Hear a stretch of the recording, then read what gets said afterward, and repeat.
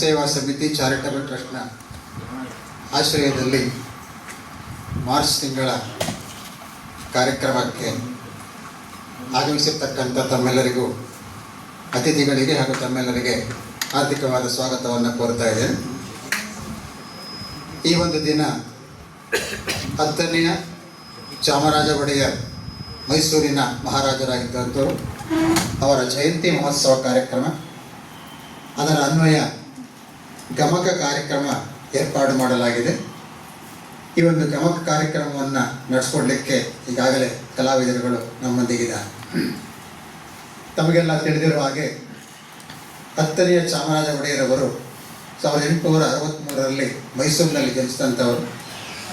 ಸರ್ದಾರ್ ಚಿಕ್ಕ ಕೃಷ್ಣರಾಜ ಅರಸು ಹಾಗೂ ರಾಜಕುಮಾರಿ ಶ್ರೀ ಪುಟ್ಟ ಅಮ್ಮಣ್ಣಿಯವರ ಸುಪುತ್ರರಾಗಿ ಜನಿಸಿದಂಥ ಶ್ರೀಯುತರು ಕೇವಲ 31 ವರ್ಷಗಳ ಕಾಲ ಬದುಕಿದ್ದಂಥವರು. ಬಹಳ ಚಿಕ್ಕ ವಯಸ್ಸಿಗೆ ಮೈಸೂರಿನ ಅರಸರಾಗಿ ಅಧಿಕಾರ ವಹಿಸಿಕೊಂಡಂಥ ಶ್ರೀಯುತರು 31 ವರ್ಷಗಳ ಕಾಲ ಬದುಕಿದ್ದಂಥವರು. ಶ್ರೀಯುತರಿಗೆ ಅಂದಿನ ಶ್ರೇಷ್ಠ ದಿವಾನರಾಗಿದ್ದಂಥವರು ಸಿ ವಿ ರಂಗಾಚಾರ್ಯರವರು ಹಾಗೂ ಕೆ ಶೇಷಾದ್ರಿಯರವರು. ಇವರ ಮಾರ್ಗದರ್ಶನದಲ್ಲಿ ಹಲವು 10 ಜನೋಪಯೋಗಿ ಕಾರ್ಯಕ್ರಮಗಳನ್ನು ನೆರವೇರಿಸಿದಂಥ ಶ್ರೀಯುತರು 1881ರಲ್ಲಿ ಮೈಸೂರು ಪ್ರತಿನಿಧಿ ಸಭೆಯನ್ನು, 1893ರಲ್ಲಿ ಸ್ವಾಮಿ ವಿವೇಕಾನಂದರ ಶಿಕಾಗೋ ಪ್ರಯಾಣವನ್ನು ಪ್ರಯೋಜನೆ ಮಾಡಿದಂಥವರು. ಕನ್ನಡದ ಭಾಷೋಜ್ಜೀವಿನಿ ಶಾಲೆಯನ್ನು ಸ್ಥಾಪಿಸಿ ಕೃಷಿ ಬ್ಯಾಂಕ್ಗಳ ಸ್ಥಾಪನೆಯನ್ನು ಮಾಡಿದಂಥವರು. ಸರ್ಕಾರಿ ಉದ್ಯೋಗಿಗಳಿಗೆ ಜೀವ ವಿಮೆ ಕಾರ್ಯಕ್ರಮವನ್ನು ಜಾರಿಗೆ ತಂದು ವಾರ್ಷಿಕ ದಸರಾ ಕೈಗಾರಿಕಾ ಪ್ರದರ್ಶನವನ್ನು ನಡೆಸಿದಂಥವರು. ಕಲೆ ಹಾಗೂ ಸಂಗೀತದ ಮಹಾನ್ ಪೋಷಕರಾಗಿದ್ದಂಥ ಶ್ರೀಯುತರ ಒಂದು ಆಸ್ಥಾನದಲ್ಲಿ ವೀಣೆ ಶೇಷಣ್ಣನವರು, ವೀಣೆ ಸುಬ್ಬಣ್ಣನವರು, ಮೈಸೂರು ವಾಸುದೇವಾಚಾರ್ಯರು, ವೀಣೆ ಪದ್ಮನಾಭಯ್ಯನವರು, ಮೈಸೂರು ಕರಿಗಿರಿರಾಯರವರು, ಬಿಡಾರಂ ಕೃಷ್ಣಪ್ಪರವರು ಆಶ್ರಯವನ್ನು ಪಡ್ಕೊಂಡಿದ್ದಂಥ ಸ್ವತಃ ಪಿಟೀಲು ವಾದಕರಾಗಿದ್ದಂಥ ಅರಸರು ಪಕ್ಕವಾದ್ಯದಲ್ಲಿ ಹಲವು ವಿದ್ವಾಂಸರಿಗೆ ಸಾಥನ್ನು ನೀಡಿದಂಥವರು. ಬೆಂಗಳೂರು ಅರಮನೆ, ಲಾಲ್ಬಾಗಿನ ಅರಮನೆ, ಮೈಸೂರಿನ ಮಹಾರಾಜ ಕಾಲೇಜು ಇವುಗಳೆಲ್ಲ ಸ್ಥಾಪನೆ ಮಾಡಿದಂಥ ಶ್ರೀಯುತರು ಮೈಸೂರಿಗೆ 10 ಹಲವು ಕಾಣಿಕೆಗಳನ್ನು ನೀಡಿರ್ತಾರೆ. ಅಂಥವರ ಒಂದು ಜಯಂತಿ ಮಹೋತ್ಸವ ಕಾರ್ಯಕ್ರಮವನ್ನು ಈ ದಿನ ಹಮ್ಮಿಕೊಂಡಿದ್ದೀವಿ. ಈ ಒಂದು ಕಾರ್ಯಕ್ರಮಕ್ಕೆ ಮುಖ್ಯ ಅತಿಥಿಗಳಾಗಿ ಆಗಮಿಸಿರ್ತಕ್ಕಂಥವರು ಡಾಕ್ಟರ್ ನಂಜುಂಡಸ್ವಾಮಿರವರು.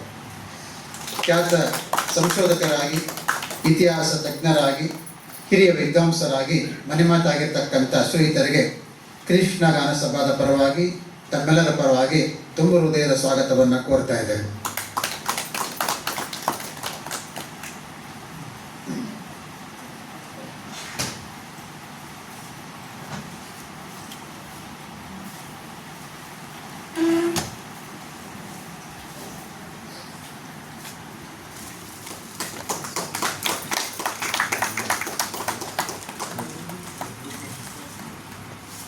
ಈ ಒಂದು ಕಾರ್ಯಕ್ರಮದಲ್ಲಿ ಮತ್ತೋರ್ವ ಅತಿಥಿಗಳಾಗಿ ಆಗಮಿಸಿರ್ತಕ್ಕಂಥವರು ಡಾಕ್ಟರ್ ಎನ್ ಜಗನ್ನಾಥ ಶೆಣೈರವರು.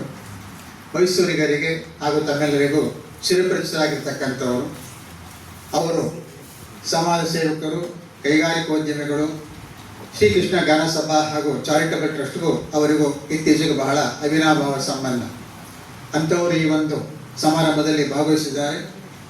ಅವರಿಗೂ ಸಹ ಗಾನ ಸಭಾದ ಪರವಾಗಿ, ತಮ್ಮೆಲ್ಲರ ಪರವಾಗಿ ತುಂಬ ಹೃದಯ ಸ್ವಾಗತವನ್ನು ಕೋರ್ತಾ ಇದ್ದೇವೆ.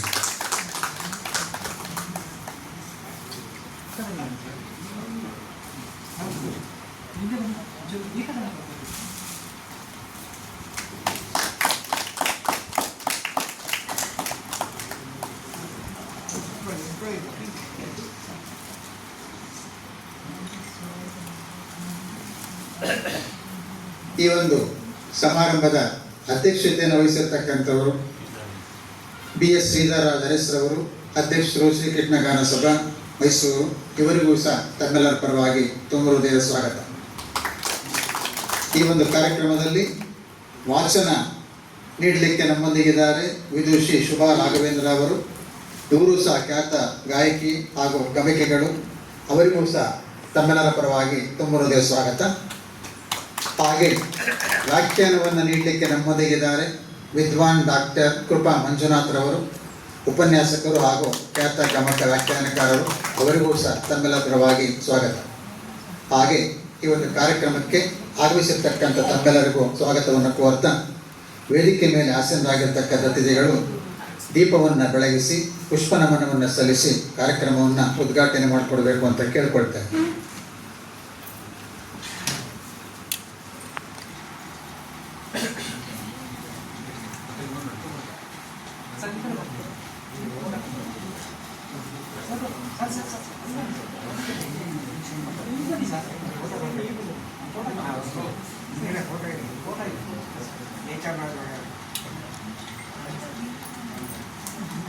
अरे अशी चालू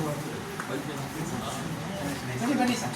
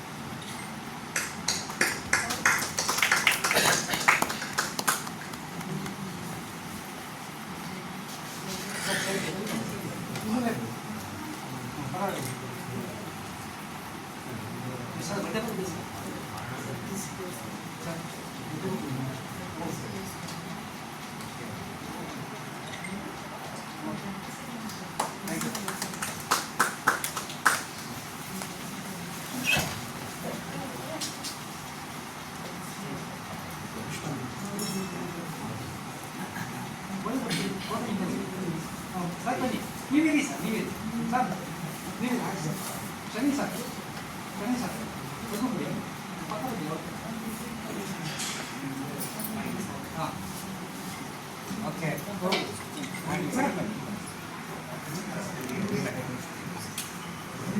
ಒಂದು ನಿಮಿಷ ಸರ್ ಸರ್ ಸರ್ ಒಂದು ನಿಮಿಷ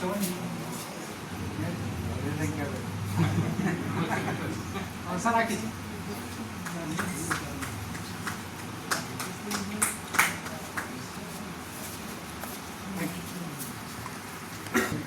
ಖ್ಯಾತ ಸಂಶೋಧಕರು ಹಾಗೂ ಹಿರಿಯ ವಿದ್ವಾಂಸಕರು ತಮ್ಮೊಂದಿಗೆ ತಮ್ಮ ಅನಿಸಿಕೆಗಳನ್ನು ಹಂಚಿಕೊಳ್ಬೇಕು ಅಂತ ಕೇಳ್ಕೊಳ್ತಾರೆ.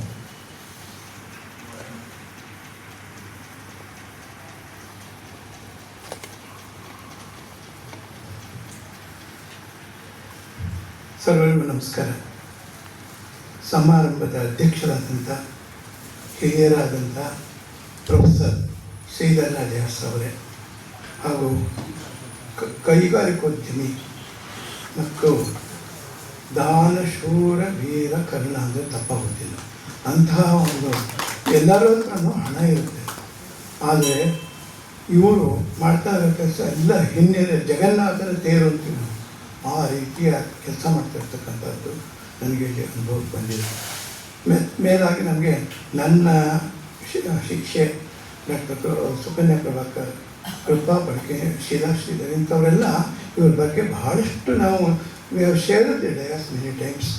ಮತ್ತು ಇವತ್ತಿನ ಶುಭಾ ರಾಘವೇಂದ್ರ ವಿದುಷಿ ಮತ್ತು ಕೃಪಾ ಮಂಜುನಾಥ್ ವೇದಿಕೆ ಮೇಲೆ, ಆಮೇಲೆ ತಮ್ಮಂತಹ ಇಲ್ಲಿ ಬಂದಿರೋರೆಲ್ಲ ಒಬ್ಬೊಬ್ಬರು ಕೂಡ 1,000 ಜನಕ್ಕೆ ಸಮ. ಯಾಕೆಂದರೆ ಎಲ್ಲರೂ ಈ ಕೃಷ್ಣನ ಮೇಲೆ ಒಂದು ಭಕ್ತಿ, ಅರಸನವ್ರು ನಡೆಸ್ತಾ ಇರ್ತಕ್ಕಂಥ ಈ ಕೈಂಕರ್ಯ ಮತ್ತು ಹೆಸರು ಬೇರೆ ಅಂದರೆ ಕೃಷ್ಣಗಾನ ಸಭಾ, ಕೃಷ್ಣರಾಜ ಒಡೆಯರ ಜಯಂತು, ಈ ಜಗನ್ನಾಥ, ಶ್ರೀಧರ ಎಲ್ಲ ಈಶ್ವರ ಶಿವಮಯ ಜಗತ್ತಂತ.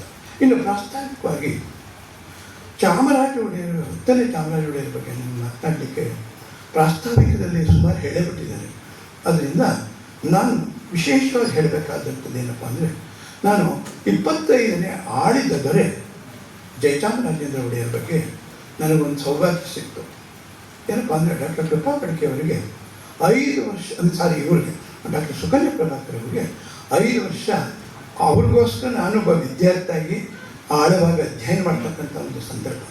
ಜೊತೆಗೆ ನಮ್ಮ ತಂದೆಯವರು ಸುಬ್ಬಲಕ್ಷ್ಮಮ್ಮ, ಇದು ವಿಶ್ವೇಶ್ವರಯ್ಯ ಸುಬ್ಬಲಕ್ಷ್ಮಮ್ಮ ಅಂತ, ಅವರು 59 ವರ್ಷ ಪ್ಯಾಲೇಸ್ ಸರ್ವಿಸ್ ಮಾಡಿದರು ಮ್ಯಾನೇಜರಾಗಿ. ಮತ್ತು ನನ್ನ ಗುರುಗಳಾದಂಥ ಗಾನಕಲಾಭೂಷಣ ವಿದ್ವಾನ್ ಎಂ ಚಲುವರಾಯಸ್ವಾಮಿ ನನ್ನ ಸೋದರ ಮಾವನು ಹಾಗೂ ಅವರು ನನ್ನ ಗುರುಗಳು. ಹೀಗಾಗಿ ಅವರು ಆಸ್ಥಾನ ವಿದ್ವಾಂಸರಾಗಿದ್ದರು. ಆ ಸಂದರ್ಭದಲ್ಲಿ 10ನೇ ಚಾಮರಾಜ ಒಡೆಯರ ಬಗ್ಗೆ ನಾನು ಓದ್ಕೊಳ್ಳೋಕ್ಕೆ ಯಾಕೆ ಬೇಕಾಯಿತು ಅಂದರೆ, ಆಳಿದ 25 ದೊರೆಗಳು ಅವ್ರ ಬಗ್ಗೆ ನಾನು ಅಧ್ಯಯನ ಮಾಡಬೇಕಾಗಿತ್ತು. ಮೇಲಾಗಿ ಪ್ರಮೋದಾ ದೇವಿಯವರೇ ನಂದು ಇಂಗ್ಲೀಷ್ ಪುಸ್ತಕವನ್ನು ಸಂಗೀತದ ಅಕಾಡೆಮಿಯಿಂದ ಅದನ್ನು ಲೋಕಾರ್ಪಣೆ ಮಾಡಿದ್ರು. ಆಗ ಅದು ಇಡೀ ವರ್ಲ್ಡಲ್ಲಿ ಫೇಮಸ್, ಇಂಗ್ಲೀಷಲ್ಲಿ ಪುಸ್ತಕ ಇದೆ. ಇದು ಅಲ್ಲದೇ ಜಯಚಾಮರಾಜ ಒಡೆಯವ್ರಿಗೆ ಓದಲಿಕ್ಕೆ ಇನ್ನೊಂದು ಅವಕಾಶ ಸಿಕ್ಕಿದ್ದೇನಪ್ಪ ಅಂದರೆ ಕನ್ನಡದಲ್ಲಿ ಬರೀಬೇಕು ಅಂತ ಎಲ್ಲರೂ ಹೇಳಿದ್ರು. ನೀವು ಕನ್ನಡದವರಾಗಿ ಅಂತ. ಸರಿ ಅಂದ್ಬಿಟ್ಟು ಅದೊಂದು 5 ವರ್ಷ ಕೂತ್ಕೊಂಡು ಮಾಡಿದೆ. ಅದನ್ನ ಡಾಕ್ಟರ್ ಮೈಸೂರು ಮಂಜುನಾಥ್ ಮತ್ತು ನಾಗರಾಜ್ ಅವರು ಅದರ ಬಗ್ಗೆ ಬಂದು ಪುಸ್ತಕದ ಲೋಕಾರ್ಪಣೆ ಮಾಡಿದ್ರು. ಯಾಕೆ ನಾನು ಈ ಹಿನ್ನೆಲೆ ಹೇಳ್ತಾ ಇದ್ದೀನಿ ಅಂದರೆ, ಕೃಷ್ಣರಾಜವರ 10ನೇ ಕೃಷ್ಣರಾಜ ಒಡೆಯರು ಅವ್ರು ಹೇಳಿದಾಗ ಕೇವಲ 31 ವರ್ಷ ಬಾಳಿದ್ದು. ಅದಕ್ಕೆ ನಾವು ಹೇಳ್ತಿರ್ತೀವಿ, ಹೌ ಲಾಂಗ್ ಯು ಲಿವ್ ಅನ್ನೋದು ಇಂಪಾರ್ಟೆಂಟ್, ಹೌ ಯು ಲಿವ್ ಅದು ಬಹಳ ಮುಖ್ಯವಾಗಿರ್ತಕ್ಕಂಥದ್ದು. ಯಾಕಂದರೆ ಈಗಲೂ ಕೂಡ ಈ ಕೃಷ್ಣಗಾನ ಸಭಾದಲ್ಲಿ ಇವರು ಅರ್ಶನವರು ಅವರ ಅರಮನೆ ಬೀಗರೇನೆ, ನನಗೆಲ್ಲ ಚೆನ್ನಾಗಿ ಗೊತ್ತು. ಆದ್ದರಿಂದ ಅವ್ರು ಶ್ರೀಮತಿಯವರು ಭಾರತೀಯವರು ಅಷ್ಟೇ ದೊಡ್ಡ ಯೂನಿವರ್ಸಿಟಿಯಲ್ಲಿ ಪ್ರೊಫೆಸರ್ ಆಗಿ ರಿಟೈರ್ ಆದವರು. ಹೀಗೆ ಏನಾಗುತ್ತೆ ಅಂದರೆ, ಯಾಕೆ ನಾವು ಹೇಳ್ತಾ ಇದ್ದೀನಿ ಈ ಮಾತನ್ನ ಅಂತ ಹೇಳಿದ್ರೆ, ಯಾಕೆ 31ನೇ ವರ್ಷಕ್ಕೆ ಕೃಷ್ಣರಾಜ ಒಡೆಯರು ಹೋದರು ಅಂದರೆ, ಅವರು ಚಿರಸ್ಥಾಯಿಗೆ ಉಳ್ಕೊಂಡ್ರು. ಇಲ್ಲಿ ಮೈಸೂರಿಗೆ ಎಷ್ಟೇನೋ ಗೊತ್ತಿದೆಯೋ ಗೊತ್ತಿಲ್ಲ, ಸಯಾಜಿರಾವ್ ರೋಡ್ ಅಂತ ನಾವು ಕರಿತೀವಿ. ಬಟ್ ಅದು ಬರೋಡದ ಮಹಾರಾಜರಿಗೂ ಅವ್ರಿಗೂ ಕಳಸೆ ಗಂಟೆಸ್ತೆ ಆಯಿತು. ಆಗ ಅವ್ರ ಹೆಸರಿಗೋಸ್ಕರ ಸಯಾಜಿರಾವ್ ರೋಡ್ ಅಂತೀವಿ. ಅಂದರೆ ಈ ಥರದ್ದೆಲ್ಲ ಕೆಲವು ಘಟನೆಗಳು ನಾನು ಆಕಾಶವಾಣಿಯಲ್ಲಿ 21 ಸಂಚಿಕೆಗಳಲ್ಲಿ ವಿವರವಾಗಿ ಹೇಳಿದ್ದೀನಿ ಘಟನೆಗಳನ್ನೆಲ್ಲ. ಆಮೇಲೆ ಅವರ ಒಡೆಯರದ್ದು ಎಲ್ಲ 25 ಆಳಿದ ದೊರೆಗಳ ಬಗ್ಗೆ ಓದಬೇಕಾಗಿ ಎದುರಾಯರಿಂದ ಹಿಡಿದು ಅಲ್ಲಿವರೆಗೆ. ಯಾಕೆಂದರೆ ಅದು ಓದದೇ ಇದ್ದರೆ ನಮ್ಮ ಹಿಸ್ಟ್ರಿ ಮುಂದುವರಿಯೋದೇ ಇಲ್ಲ. ಇದರಲ್ಲಿ ಏನಾದರೂ ಚಾರಿತ್ರಿಕವಾಗಿ ಮತ್ತು ಪೌರಾಣಿಕವಾಗಿಯೂ ಕೂಡ. ಇನ್ನು ಸಂಗೀತದ ವಿಚಾರಕ್ಕೆ, ಯಾಕೆ ನಾನು ಆ ಕ್ಷೇತ್ರದ ವೀಣಾವಾದಕ ಇತ್ಯಾದಿಗಳು ಆಮೇಲೆ ಯೂಟ್ಯೂಬಲ್ಲಿ ಇದ್ದೀನಿ. ನಾನು ನಂದು 4165 ವಿಡಿಯೋ ಆಗಿದೆ. ಇದು 795 ಸಬ್ಜೆಕ್ಟಲ್ಲಿ.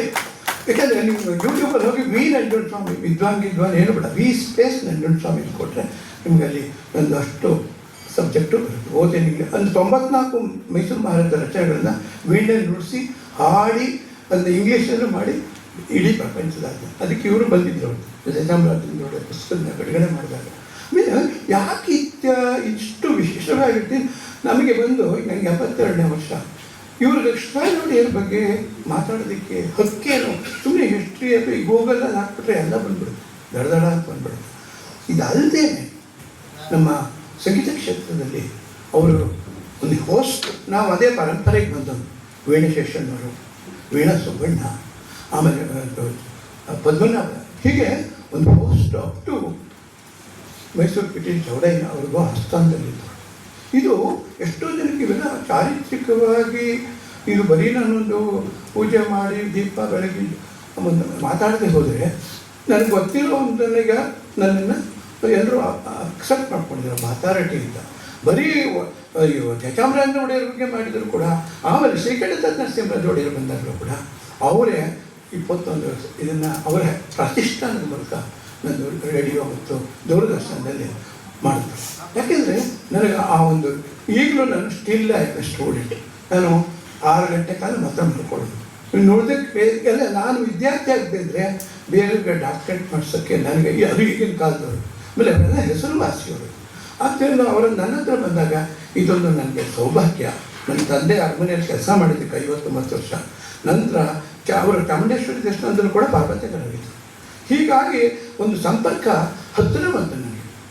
ಇದಲ್ಲದೆ ಆಗಿದ್ದ ಆಸ್ಥಾನ ವಿದ್ವಾಂಸಗಳು ಜಯಚಾಮರಾಜ ಒಡೆಯರ ಕಾಲದಲ್ಲಿ, ಚಾಮರಾಜ ಒಡೆಯರ ಇದುವರೆಗೂ ಅಲ್ಲಿಂದ ಹಿಡಿದು ಇಲ್ಲಿವರೆಗೂ ಕೂಡ 25 ಆಳಿದ ದೊರೆಗಳಿಗೂ ಕೂಡ ಜಯಚಾಮರಾಜ ಒಡೆಯರು 94 ಉತ್ಕೃಷ್ಟವಾದಂಥ ರಚನೆಗಳನ್ನು, ಅದರಲ್ಲಿ 15 ಗಣಪತಿ ಕೃತಿಗಳು ಮತ್ತು 11 ಗಣಪತಿ ಕೃತಿಗಳು, 15 ಈಶ್ವರನ ಕೃತಿಗಳು, 4 ವಿಷ್ಣುವಿನ ಕೃತಿಗಳು, 4 ಲಕ್ಷ್ಮಿ, ಉಳಿದೆಲ್ಲ ದೇವಸ್ಥಾನಗಳಲ್ಲೂ ಅವ್ರ ಬಗ್ಗೆ ಮಾಡಿರ್ತಕ್ಕಂಥದ್ದು. ಅವರು ಇದೆಲ್ಲ ಮಾಡಿ ಬಂದವುಗಳು, ಅವ್ರಿಗೆ ಮೂಡಿ ಬಂದವುಗಳು. ಆಗ ಮೈಸೂರು ವಾಸ್ತವಾಚಾರ ಅವರು ಅವ್ರಿಗೆ ಸಂಗೀತದ ಗುರುಗಳು. ನನ್ನ ಗುರುಗಳು ವೀಣಾ ವೆಂಕಟೇಶಪ್ಪನವರು, ಅವರು ವೀಣೆ ಹೇಳ್ಕೊಡ್ತಾರೆ.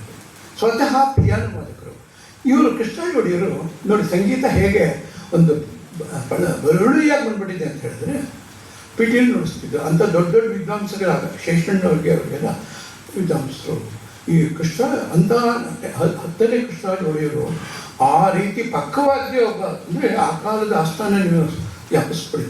ಎಷ್ಟು ಒಂದು ಶಿಸ್ತು ಅಂದರೆ, ಈಗ ನೀವೆಲ್ಲ ನೋಡಿರ್ತೀರ ಟಿ ವಿಗಳಲ್ಲಿ ಭಾರತ ರತ್ನ ಇದೆಲ್ಲ ಕೊಡ್ತಾರೆ, ಪ್ರೆಸಿಡೆಂಟ್ ಆಫ್ ಇಂಡಿಯಾ ಕೊಡುವಾಗ ಆ ಮೆಟ್ಲು ಹತ್ಕೊಂಡು ಹೋಗೋದು, ಎಷ್ಟು ಅದಕ್ಕಿಂತ ಹೆಚ್ಚಾಗಿ ನಡೀತಾ ಇತ್ತು.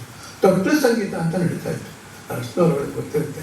ಅಲ್ಲಿ ಈಗ ಅದಿಲ್ಲ. ಅಲ್ಲಿ ತೊಟ್ಲು ಸಂಗೀತ ಆಗ್ತಿದ್ದಾಗ ದೊಡ್ಡ ದೊಡ್ಡ ವಿದ್ವಾಂಸಗಳಿಂದ ಆ ಕಾಲದಿಂದ, ಆಮೇಲೆ ದೇವೇಂದ್ರಪ್ಪನವರು, ತಿಟ್ಟಕೃಷ್ಣಯ್ಯನವರು, ಒಂದು ಪೋಸ್ಟ್ ಸಂಗೀತಕ್ಕೆ ಯಾವ ರೀತಿ ಸರ್ವತೋಮುಖವಾದ ಬೆಳವಣಿಗೆಗೋಸ್ಕರ ಇವರನ್ನು ಎಷ್ಟು ಕೆಲಸ ಮಾಡಿದ್ದಾರೆ ಅಂದರೆ, ನಮ್ಮ ಮೈಸೂರಿಗೆ ಹೆಮ್ಮೆ ಅಂತ ಹೇಳಿದರೆ ಈ 25+ ಈಗ ಯದುವೀರ್ ಕೃಷ್ಣದತ್ತ ಅವರು ಕೂಡ ಅವರು ನನ್ನ ಇದನ್ನು ಮುಂದುವರಿಸ್ಕೊಳ್ತಾರೆ. ಪಾರ್ಲಿಮೆಂಟ್ ಮೆಂಬರ್ ಆಗಿ ನೋಡಿ, ಅವರು ಜನಪರ ಕೆಲಸ ಮಾಡಲಿಕ್ಕೆ ಬಂದರು. ಹೀಗೆ ಮತ್ತು ಕೊನೆಯಲ್ಲಿ ನೋಡಿ, ನಮ್ಮ ಇವರು 10th ಕೃಷ್ಣರಾಜ ಒಡೆಯರವರು ಕಲ್ಕತ್ತಾದಲ್ಲಿ ನಾನು ಹೋಗಿ ನೋಡಿದ್ದೀನಿ. ಅಲ್ಲಿ ಹೋದಾಗ ರಾಮಕೃಷ್ಣ ಆಶ್ರಮದಲ್ಲಿ ಗೆಸ್ಟಾಗಿ ಹೋಗಿದ್ದೆ. ಅಲ್ಲಿ ಅವ್ರದ್ದೊಂದು ಸ್ಮಾರಕ ಇದೆ, ಎಷ್ಟು ಜನಕ್ಕೆ ಅದು ಗೊತ್ತಿಲ್ಲ.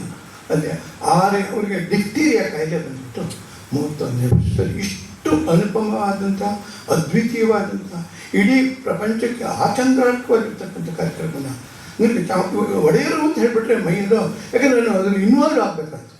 ಇಲ್ಲದೇ ಇದ್ದರೆ ನಾವು ಆ ರೀತಿ ವರ್ಕ್ ಮಾಡಲಿಕ್ಕೆ ಆಗೋದಿಲ್ಲ. ಸುಮ್ಮನೆ ಏನು ಈಗ ಈಗಿನ ಡಾಕ್ಟ್ರೇಟ್ಗಳು ಸಾರಿ ಟು ಸೇ ಎಲ್ಲ ಕಾಪಿ ಕಟ್ ಪೇಸ್ಟ್. ಬಟ್ ನಮ್ಮ ಸುಕನ್ಯಾ ಅವರೆಲ್ಲ 5 ವರ್ಷ ಸತತವಾಗಿ ಬಂದು ನಮಗೆ ಅದೇ ಕಳೆದ 22ನೇ ತಾರೀಕನ್ನೇ ನನಗೆ ಅದಕ್ಕೆ ನಾದಸ್ವರೂಪಿ ಅಂತ ಮಾಡಿಕೊಟ್ರೆ ನಮ್ಮ ಶಿಷ್ಯ.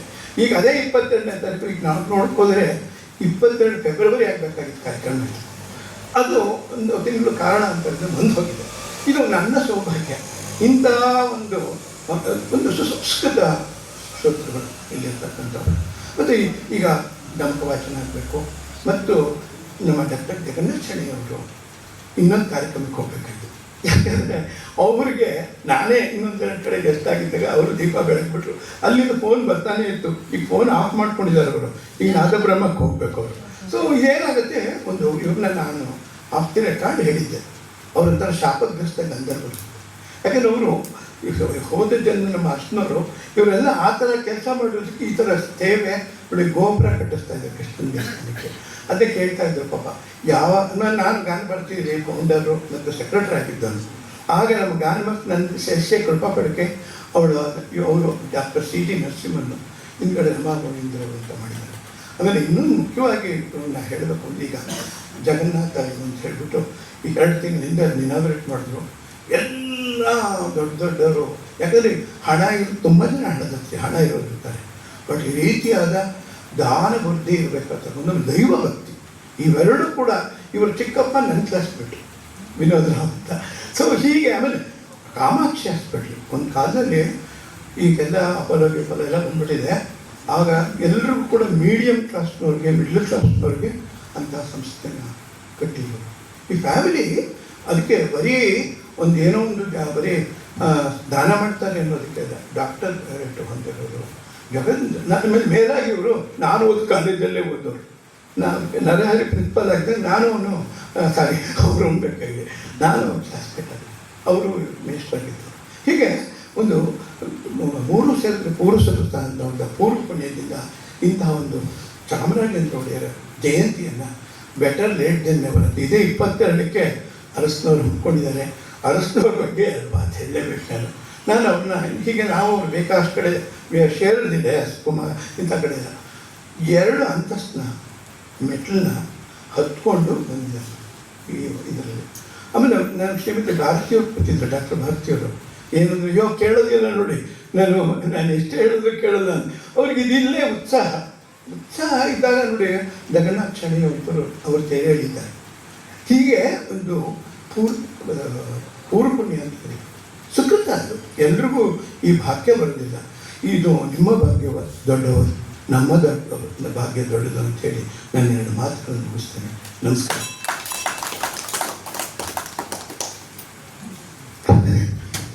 ಡಾಕ್ಟರ್ ನಂಜುಂಡಸ್ವಾಮಿ ಅವರಿಗೆ ಧನ್ಯವಾದಗಳನ್ನು ಅರ್ಪಿಸ್ತಾ ಇದ್ದೇನೆ.